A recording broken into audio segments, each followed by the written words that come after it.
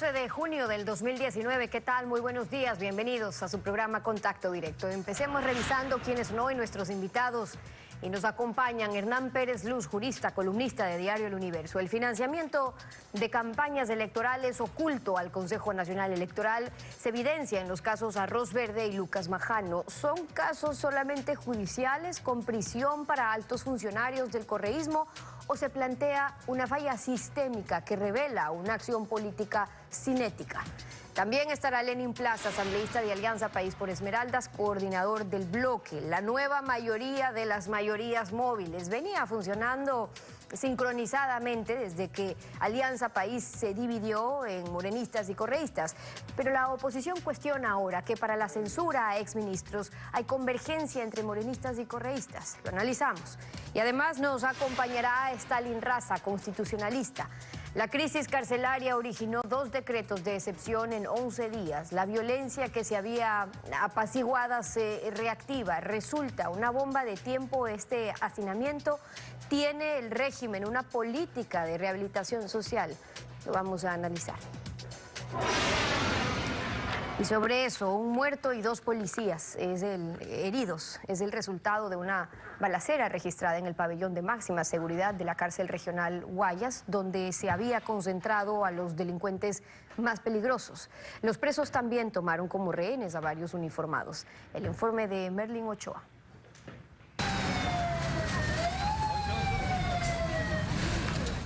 Eran las 5:30 de la tarde de este martes, cuando en los exteriores del Centro de Privación de Libertad Zonal 8, los militares doblaron el resguardo. Hasta ahí llegaron ambulancias y un helicóptero para sobrevolar la zona. Al interior del centro, grupos especializados de la Policía Nacional intentaban controlar el amotinamiento. ¿Lo estamos dando a cubano qué? Que inició con una balacera que se registró en el pabellón de máxima seguridad especial. En una corta rueda de prensa, Edmundo Moncayo, director del Servicio de Rehabilitación Social, informó cómo los presos tomaron el poder en las celdas y asesinaron a William Humberto Poveda Salazar, alias Cubano. Luego de tomar por sorpresa a 2 miembros de la policía de la unidad de contingencia penitenciaria, avanzan hacia uno de los pabellones y también sorprenden bajo amenazas a los miembros del grupo de intervención y rescate. Ingresan al pabellón, buscan una celda en particular, toman y asesinan a alias El Cubano. El funcionario mencionó que 7 presos son investigados, pues además tomaron como rehenes a varios policías. En este video aficionado se ve cómo 2 de los uniformados son liberados por los presos. La rueda de prensa fue escueta y no se aceptaron preguntas, por lo que no se pudo confirmar la autenticidad de los videos que circulan en las redes sociales y en los que se ve un cuerpo incinerado y la cabeza de alguien que habría sido decapitado. La familia de alias El Cubano menciona que informaron a las autoridades que el detenido había recibido amenazas de muerte, por lo que, según ellos, pidieron que lo cambien de pabellón. Claro, que estaba en peligro. ¿Qué le dijo la autoridad? Que estaba bien, que estaba custodiado. Mira la custodia que está ahorita. Muerto, ¿dónde está la custodia? Sobre el traslado se refirió la ministra del Interior.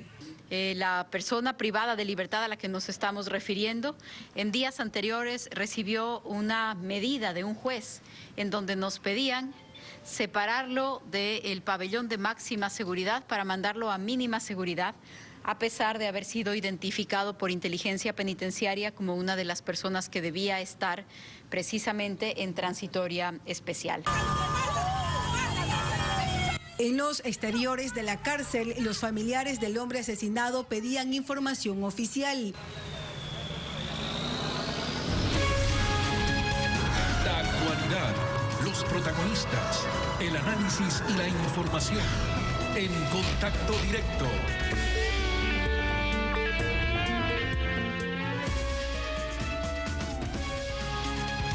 ¿Qué tal, Alfredo? Buenos días, ¿cómo te va? Muy bien, buenos días, Estefi. Buenos días con todos.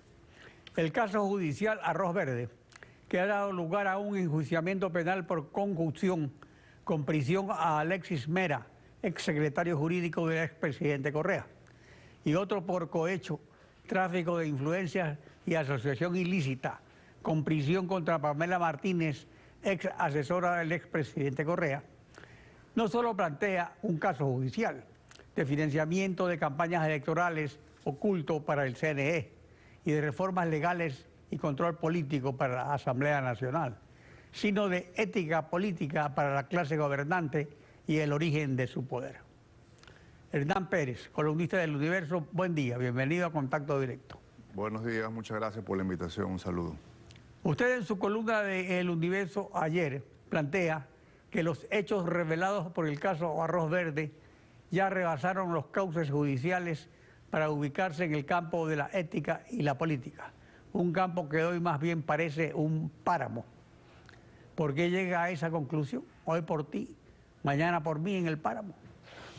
Algo de eso hay, y hay también pues un silencio inexplicable, por ponerlo menos, de los líderes de la oposición, de los políticos, de la Asamblea Nacional, máximo organismo pues de representación política, porque lo que se ha denunciado ya no solamente es el tema de la campaña electoral del expresidente Correa, sino ya un poco más cerca de lo que ha sucedido ahora en la última campaña electoral.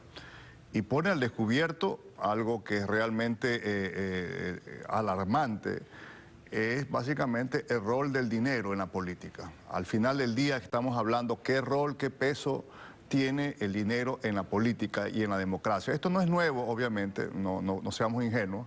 De esto ha habido pues una discusión y debates y crisis políticas en el país por mucho tiempo, pero lo que sucede ahora es que es de una manera tan evidente, tan burda, tan grotesca realmente, que yo creo que ya este tema no es que no debe ser encausado judicialmente, ojalá que así sea y se llegue pues a sentenciar y a sancionar a las personas involucradas. Pero también hay un problema político, un problema ético de toda la sociedad ecuatoriana que tenemos que tomar una definición. Si seguimos realmente por este camino y queremos una democracia y un país corrupto realmente, podemos tener flexibilidad laboral, acuerdos con el Fondo Monetario, todas estas cosas que se vienen hablando, pero en el fondo seguiremos siendo pues un país de corruptos y gobernado por una clase política indolente y entregada realmente a las peores prácticas éticas que riñen con la ética y con la moral. Al centro del problema, en efecto, está una práctica inveterada, el financiamiento de la campaña electoral oculto al CNE y antes al TSE, con una variante, la del Estado candidato, que garantiza a los aportantes privados y públicos el retorno de su inversión ilegal. ¿Qué procede ahora cuando los aportantes o inversionistas están identificados? Bueno, para comenzar, con respecto a los fondos públicos, tienen que ser devueltos. Yo, al margen del problema del asunto penal, que ya me imagino que hay una danza de los tipos penales a las cuales ya estamos acostumbrados a ver cuál es el tipo penal que mejor encaja para la impunidad. Aquí tienen que devolverse los fondos públicos, ya sea de las prefecturas y ya sea, y lo más grave, pues obviamente de las víctimas del terremoto, las campañas electorales que usaron esos fondos públicos tienen que regresar a las arcas fiscales. Eso es como realmente hasta por un llamado ético, moral, tienen que hacerlo el día de mañana. Luego tienen que todos estos empresarios que han tenido contratos con el Estado, tienen que venir a declararnos cómo funciona esto, cuál fue el mecanismo de solicitud, por qué se ocultó este tema, etcétera, etcétera. Hay una declaración que realmente llama la atención por parte del presidente de la República, con todo respeto, de que él no sabía nada. Entonces, me parece difícil que un presidente de la República, que un candidato, perdón, no sepa nada de cómo se financiaba. Son varios millones de dólares que se estaban jugando, se gastaron aparentemente en la campaña electoral por encima del techo legal. Entonces, estos empresarios, estos contratistas del Estado, porque realmente aquí el problema son los contratistas del Estado, ¿verdad? Yo puedo tener como empresario aportes a la campaña electoral y no tener ninguna relación con el gobierno, que ya sea una relación anterior o posterior. Pero los contratistas del Estado tienen que venir a declarar, confirmar probablemente que el presidente no sabía nada, que todo lo hicieron a espaldas de él y que los señores miembros del grupo que recogía el dinero son los que realmente sabían y conocían del tema. Y así por el estilo. Aquí tiene que volverse esto más transparente y explicarse cuál es la mecánica, cuál es el tema de la obra pública en el Ecuador. Quiere decir que aquí ha habido... obviamente, no se necesita ser ni malicioso ni muy inteligente para enterarse aquí que aquí hay un sobreprecio enorme, gigantesco de la obra pública. Estos 70.000 millones de dólares que el Ecuador ha perdido, que el pueblo ha perdido en esta década, está buena parte entonces en los sobreprecios de la obra pública. Esto tiene que decírsenos abiertamente a los ecuatorianos. Y no solamente eso en los sobreprecios de las obras, sino en el costo de la corrupción para la productividad nacional, porque se fijan ahora mucho en el costo laboral, por ejemplo, pero la corrupción también tiene un costo y son miles de millones por año. No hay país en el mundo desarrollado, país ya sea de corte liberal o no tan liberal, que haya alcanzado desarrollo económico sin que no haya un índice altísimo de transparencia. Ahí van de la mano, doctor Penol. Ahora, estos inversionistas y aportantes son los mismos de siempre, contratistas del Estado o concesionarios de frecuencias de televisión, por ejemplo, inconstitucionales, y además el agregado de instituciones públicas, eso es inédito. El control del gasto electoral jamás se ha hecho en tiempo real, sino una vez consumados los hechos. Eso ha sido así siempre y actualmente. El tiempo corre para una reforma legal que rija en las próximas elecciones presidenciales. ¿Es esa una prioridad legislativa? Es una prioridad legislativa, evidentemente, pero con el marco legal actual ya podrían y ya deberían las autoridades iniciar acciones severas de sanción, porque podemos hacer las reformas que usted quiere, podemos imaginarnos los mejores marcos legales y ojalá que los tengamos en el futuro, pero si no hay una sanción ejemplificadora, ya en la actual régimen legal hay una sanción muy grave, que es la pérdida de las dignidades para las cuales fueron elegidos. El Código Penal sanciona el peculado. Aquí ha habido claramente un peculado. Pero ¿cómo se va a sancionar así? De hecho, nunca se lo ha efectuado a alguien que ganó las elecciones. Bueno. Si el control es post-mortem, el control es después de las elecciones, ¿cómo se va a sancionar al que ganó las elecciones comprando lo que tiene que comprarse? Bueno, se supone que estamos en un país donde hay separación de poderes, donde hay entidades que actúan de acuerdo a la ley. Ahí está la ley, el Congreso o la Asamblea la aprobó, el Ejecutivo en su momento la aprobó, entonces hay que aplicarla. No hay mucha vuelta que dar. Y esto no es nuevo. En América Latina, usted recordará casos muy graves que han habido en otros países.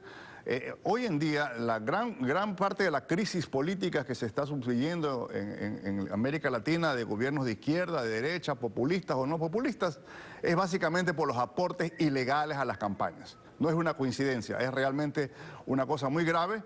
La solución está hoy en día en la ley y un poco en la ética y en la moral que yo quisiéramos los ecuatorianos ver un poco más de actividad por parte de los líderes de la llamada oposición en este tema. Y obviamente hay que hacer reformas. Por ejemplo, una reforma. Las personas, empresarios o compañías o individuos que aporten a un partido, porque ojo que hay que aportar, se puede aportar a partidos o a campañas políticas, están vedados de tener relaciones económicas con el gobierno en general, con el sector público. Entonces, no estamos limitando la libertad de aportes de empresarios, pero eso sí con la condición de que jamás, durante el tiempo que tengan la vigencia los candidatos que hayan ganado, no pueden tener ellos contratos con el gobierno. Eso es tan simple como eso. Y hay otras reformas, obviamente, que se pueden estructurar. Pero bueno, actualmente se prohíbe de que quienes tienen contratos con el Estado sean candidatos, pero eso evidentemente es insuficiente. La actual Constitución prohíbe el financiamiento privado de la publicidad electoral y establece una publicidad electoral financiada por el Estado. Eso fue bien recibido después del colapso bancario, pero no ha funcionado porque ahora resulta que hay entes del Estado que le dan plata a la campaña, que invierten en la campaña como si fueran privados. Entonces, ¿cuál podría ser la solución? Claro, y hay una triangulación que se ha detectado, que una forma de aportes ahora es simplemente cancelarle las planillas a los políticos de sus gastos indirectamente, y lo más grave, usando fondos públicos. En el tema, el tema evidente, digamos, admitamos por un momento, creámosle al presidente que él no conoce nada, que no conoció nada, también ya como sucedió con el caso Assange, que no conocía, bueno, aquí tampoco conocía nada con respecto al origen, a esta gigantesca aportes que han habido atrás. Pero bueno, ahora se puede, ya conoce, por ejemplo, que uno de sus grandes aportantes mantiene un emporio y casi una cosa increíble de frecuencia contra la ley, contra la Constitución, contra un informe de la Contraloría. Bueno, ¿qué va a hacer sobre el respecto? Y así por el estilo. Así que el hecho de que no conocía nada, aparentemente, creámosle que tendrá que ser confirmado, supongamos que debemos esperar que sea confirmado esto por los quienes dirigieron la campaña, que todo esto se hizo a espalda del señor presidente. Bueno, hoy en día hay situaciones que ya pueden ser destrabadas, como respecto a los contratistas del Estado, por ejemplo. Pero quisiéramos ver un poco más de toma de acción, y por parte de la llamada oposición, pues haber que iniciar una reforma política profunda, seria, para cerrar los vacíos que hay ahora.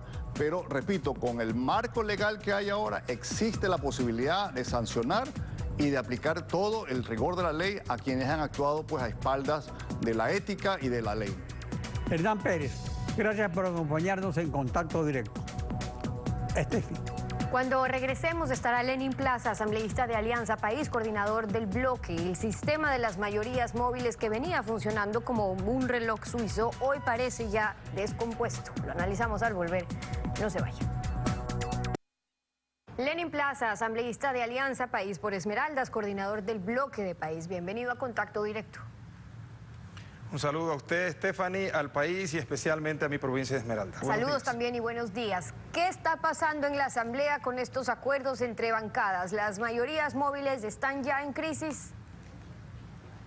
Bueno, lo que ocurre es que en el país siempre se ha intentado realizar acuerdos y a veces no han funcionado. Nosotros estamos haciendo en la Asamblea Nacional todos los esfuerzos porque la realidad sea distinta, aunque no se haya logrado todavía. Mire, el 14 de mayo no había un bloque que pueda poner las autoridades de la Asamblea, y un acuerdo por la gobernabilidad del país nos ha permitido que por lo menos 4 agrupaciones hayan puesto las autoridades. Al final, por la conformación de 3 comisiones, aparentemente no ha funcionado, pero esperemos que eso cambie, porque como dice el presidente de la Asamblea, César Litardo, necesitamos de más acuerdos y menos conflictos, y a veces los intereses personales que han primado muchísimo en el Ecuador hacen que también se trasladen a la Asamblea y no podamos todavía lograr que funcione a la perfección. Claro, pero es que ese acuerdo del que usted se refiere de mayo no era solamente para poner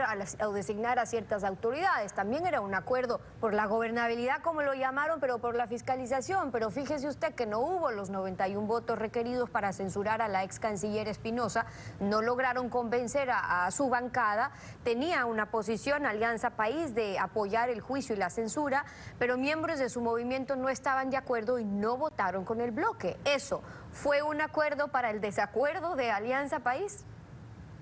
No lo creo así. Es verdad que lo más importante no es conformar las comisiones ni poner las autoridades. Lo más importante es la gobernabilidad del país. Y hay que reconocer que en Movimiento País, en la última votación, hubo una dispersión que tendrá casa adentro tratarla con seriedad del movimiento. Por ejemplo, mi posición fue firme de censurar a la ministra porque creí que el manejo de la crisis en la frontera del año anterior no fue de lo mejor. Estas cosas deben solucionarse, pero nosotros debemos intentar de que los intereses personales pasen a un segundo plano y que pueda funcionar gracias a lo que en otras bancadas ya se está notando. Por ejemplo, ayer vimos con agrado que 2 candidatos a presidir comisiones que son fuera de Movimiento País, por ejemplo, el Movimiento Creo, han dicho, si es por nosotros, porque queremos llegar a esas instancias, nos abrimos pero que la gobernabilidad funcione y se pueda llegar a estos consensos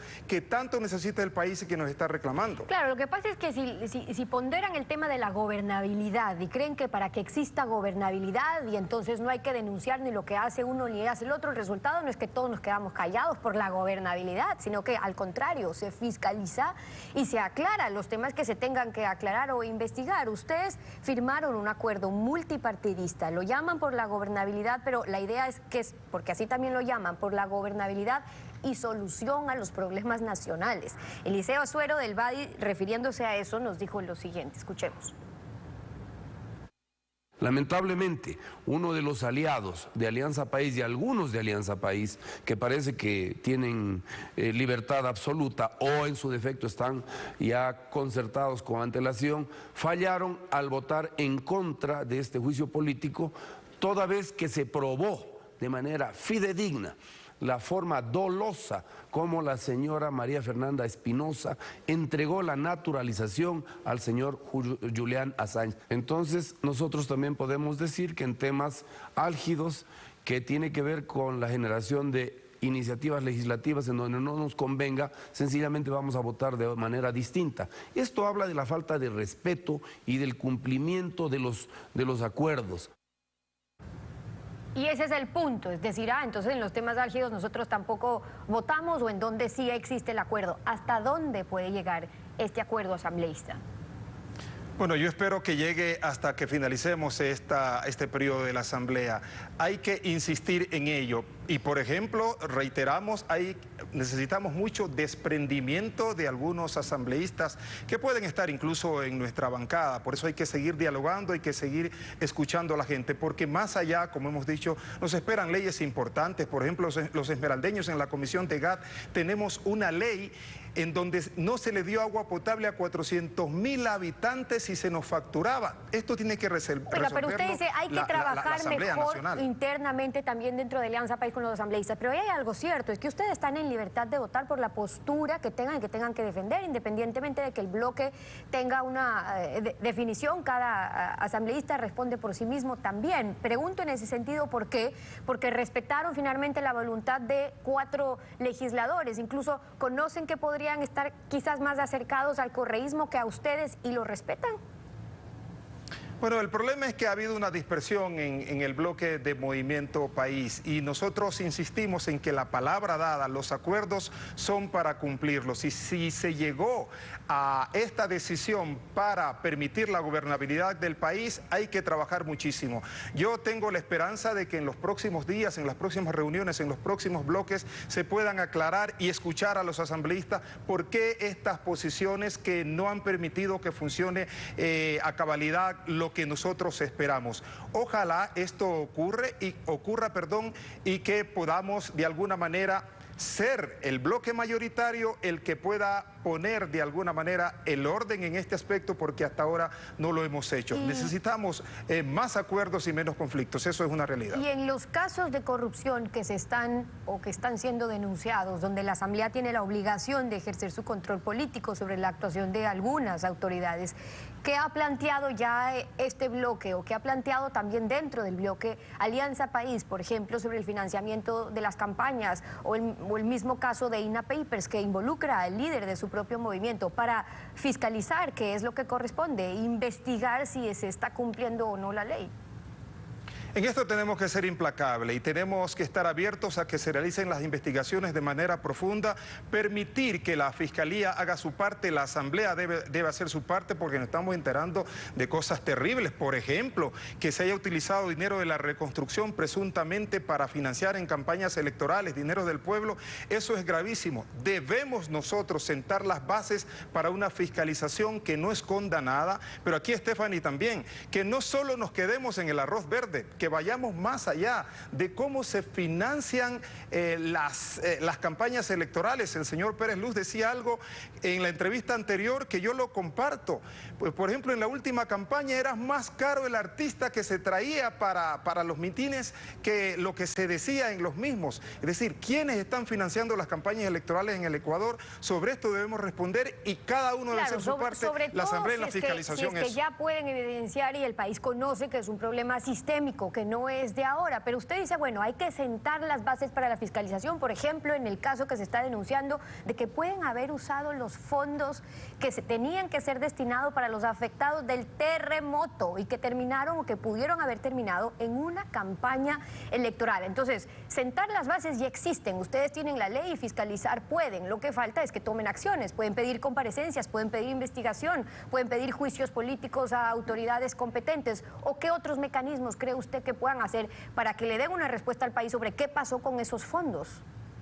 Bueno, ahora mismo la Asamblea está a punto de aprobar una resolución en donde se van a pedir comparecencias para que expliquen sobre todo el último escándalo del que estamos conociendo, el tema arroz verdes, pero en la resolución también se amplía a otros sectores, incluso se aspira que los mismos delegados del Consejo Nacional Electoral puedan ir a la Asamblea para responder por eso, porque hasta ahora incluso hay autoridades que no se han podido posesionar, y todo esto, la Asamblea Nacional tiene que estar abierta a una fiscalización y nosotros estamos listos para ello. Esperamos que los 137 asambleístas podamos estar en este camino, por lo menos una gran mayoría sí lo está. Lenin Plaza, asambleísta de Alianza País por Esmeraldas y coordinador del Bloque de País, hoy en Contacto Directo. Gracias por haber estado con nosotros. Gracias a ustedes por la invitación. Igual, 7:32, vamos a una pausa y al regresar estará Stalin Raza, constitucionalista. Vamos a hablar sobre la crisis carcelaria. ¿Es solo de espacio físico? ¿Qué espacio más hace falta? Regresamos al volver. No se vayan. A ver. La crisis carcelaria causó 2 decretos de excepción. El 741 del 16 de mayo y el 754 del 27 de mayo. El primero poniendo énfasis en terminar la violencia y el segundo en rehabilitar la rehabilitación social. Después de la escalada de violencia, en mayo 29, la paz volvió, pero la tregua terminó ayer, 11 de junio. Stalin Raza, constitucionalista, buen día, bienvenido a Contacto Directo. Buenos días, doctor Pinargote, buenos días a quienes nos escuchan. La crisis carcelaria es un problema nacional, pero ¿qué demuestran 2 decretos de excepción en 11 días? Mire, sí, lo que demuestran las crisis como la de ayer, que es muy seria y muy grave, es que los decretos de excepción o las medidas que se hacen de forma improvisada y como parches no van a resolver una crisis que viene acumulada desde hace muchos años atrás por la inoperancia y por la falta de políticas públicas para resolver el problema carcelario. Aquí no alcanza con que nadie se haga responsable, porque si usted le pregunta a los ministros que están encargados de la ejecución del decreto, el ministro de Defensa le va a decir: yo no sé, yo tengo que cuidar los exteriores de las cárceles poniendo al personal de Fuerzas Armadas. Si le pregunta a la ministra del Interior, le va a decir: no sé, yo tengo que cuidar hasta el primer filtro de seguridad y la parte de la sección especial esta de seguridad interna de las cárceles. Y si le pregunta al director del servicio penitenciario que está recién posicionado, va a decir: no sé, yo también estoy recién. Y a la final, cosas como las que ocurrieron ayer, nadie tiene responsabilidad, pero lo que sí demuestran es que se ha escapado de las manos y que el control de la delincuencia organizada de las cárceles no la tiene quien tiene que tenerla, que es el Estado. Las medidas de seguridad finalmente se concretaron con un cerco militar en el exterior de las cárceles y la movilización de la policía en el interior. Pero luego de que la violencia ha vuelto a recrudecer, ¿qué se ha omitido? ¿Qué se omitió para desmontar el poder de las bandas que hacen y deshacen en las cárceles? Mire, sí, el problema interno de las cárceles es que hay bandas organizadas, crimen organizado. ¿Y cómo se lucha, cómo se combate el crimen organizado? Con inteligencia policial antidelincuencial. Y además, con una inteligencia complementaria que es la inteligencia del servicio penitenciario que debe funcionar desde los interiores de las cárceles, porque esa entidad es la que tiene a su cargo controlar la seguridad interna de las cárceles. Pero hemos visto que esa entidad no funciona, no tiene personal, no tiene equipamiento, no tiene capacitación. Es más, no tiene ni siquiera reglamentos. El Código Orgánico de Seguridad Pública, el COE, ESCOP está esperando desde hace 1 año y medio que se encuentra vigente que el presidente de la República expida el reglamento general y que los órganos rectores expidan los reglamentos específicos de la carrera, de la profesionalización, de los ascensos, de las horas extras, incluso de las movilizaciones, de los traslados de esa gente. Y no se han dignado en hacer los reglamentos. Entonces hoy quieren, con una medida parche y además temporal, como el estado de excepción, resolver problemas que vienen acumulados desde allá. Pero en este casi mes y ya de ejecución del estado de excepción, vamos a ver si se han hecho las medidas tendientes a conseguir eso. Sería necesario que exista un cuerpo de inteligencia dentro del servicio de vigilancia penitenciaria para que sepa cómo es el día a día, cómo funcionan estas bandas internas. Pero no alcanza con criminalizar y con humillar a los familiares en los controles externos de los centros de privación de libertad. Los problemas están adentro y esos problemas no se atacan simplemente con transferir, con aglutinar a 80 presos de la máxima seguridad y ponerlos a todos juntos para que se maten entre ellos, que fue lo que ha ocurrido ayer con el caso del señor alias Cubano. En todo caso, lo que realmente debe estar en estado de excepción es el Servicio de Seguridad Penitenciaria, su organización por parte del Estado, pero parece que esta competencia es una cenicienta en el Ejecutivo. Según lo que usted ha dicho, nadie se hace cargo, nadie se quiere hacer cargo. Pasa de un ministerio a otro, de justicia, al interior, a la policía, pero según la ley debe existir y según la realidad tiene que existir. ¿Qué nomás debe comprender ese servicio?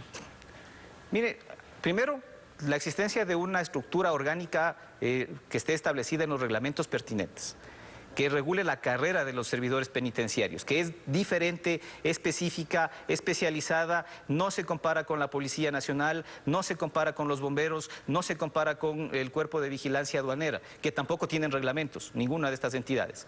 Entonces hay que hacer los reglamentos para estructurar la carrera. Luego hay que destinarle fondos para las escuelas de formación, para adquirir personal, para capacitar a ese personal, porque ya vemos lo que ocurre, que los propios guías del servicio de penitenciario salen corriendo cuando ven la agresión de los presos porque no tienen armas con las que reaccionar, porque no tienen entrenamiento ni capacitación para saber controlar situaciones de riesgo como esas. Entonces, mientras eso no exista, el hecho de que pongamos un estado de excepción temporal además, que no resuelva el problema, que ponga un cerco de Fuerzas Armadas en la parte externa y que haga que la policía entre ocasionalmente a hacer estas transferencias de los presos más peligrosos y los junte a todos para que se maten entre ellos, no va a resolver el problema de fondo. Y además, después vienen políticas públicas que tienen que ver ya con el sistema penal, con la función judicial. El Estado, la sociedad ecuatoriana tienen que ponerse a discutir a quiénes estamos mandando a las cárceles y por qué razones. Porque recordemos que tenemos un Código Orgánico Integral Penal expansivo, punitivista, que era una herramienta de vigilancia y de control de un régimen autoritario para controlar a los disidentes y a los contrarrevolucionarios. Y ahora, en cambio, ese código se mantiene, no ha sido reformado, las estructuras judiciales se mantienen intocadas con un gobierno que no está haciendo sino resolver las crisis esporádicamente con estos estados de excepción que han demostrado ser absolutamente inútiles. Ojalá la Corte Constitucional haga una revisión de la eficacia de las medidas de este estado de excepción. Y si al gobierno se le ocurre pedir la renovación del estado de excepción una vez que concluya el plazo que se ha previsto, ojalá la Corte Constitucional, en el control material que tiene que hacer ese estado de excepción, revise si las medidas han sido eficaces. Stalin Raza, gracias por su participación en Contacto Directo. Muchas gracias. Así concluimos esta emisión. A ustedes también gracias, su confianza y sintonía. Nos vemos mañana, Alfredo. Mañana continuamos rayando la desinformación en Contacto Directo.